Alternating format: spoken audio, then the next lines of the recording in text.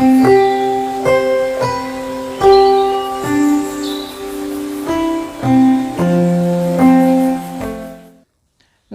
मैं डॉक्टर ऋचा गुप्ता, स्त्री रोग विशेषज्ञ और infertility specialist.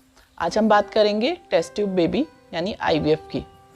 Test tube baby एक प्रक्रिया है जिसके थ्रू जो कपल्स नेचुरली नहीं कंसीव कर पा रहे हैं उनके लिए ये एक साइंस का वरदान है जिसके थ्रू पेशेंट्स कंसीव कर सकते हैं।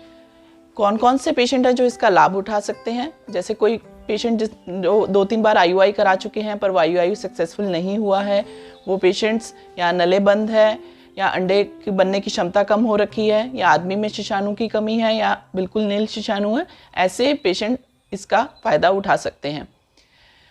अब हम समझेंगे कि टेस्ट ट्यूब बेबी में कैसे बच्चा बनाया जाता है। देखिए, उसे जानने के लिए पहले हमें नॉर्मल का थोड़ा आइडिया होना चाहिए। एक औरत में हर महीने एक अंडा बनता है, वो 14 दिन में वो अंडा मैच्योर होता है। उस समय अगर औरत आदमी से मिलती है तो वो शिशाणु और अंडे के मिलन से भ्रूण बनता है, बच्चा ठहरता है और प्रेगनेंसी ठहरती है।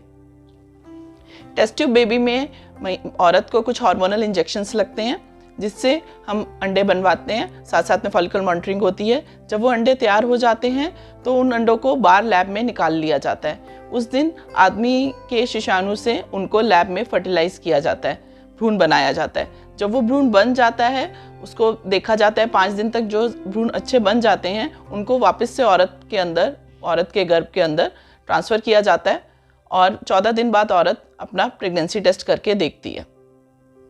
अब देखिए, कुछ धारणाएं हैं जैसे कि टेस्ट ट्यूब बेबी के बाद हमें बिल्कुल बेड रेस्ट पे रहना पड़ता है।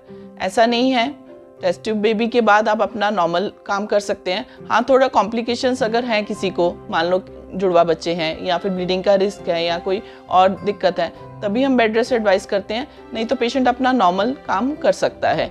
और शुरू के 3 महीने कुछ इंजेक्शंस और प्रेगनेंसी सपोर्ट के लिए कुछ हार्मोनल दवाइयाँ चलती हैं, वो ज़रूरी है। उसके बाद नॉर्मल प्रेगनेंसी की तरह ही, अगर कोई दिक्कत नहीं है, कोई भी कॉम्प्लिकेशन नहीं है, तो पेशेंट अपनी नॉर्मल प्रेगनेंसी की तरह अपनी प्रेगनेंसी कंटिन्यू करता है।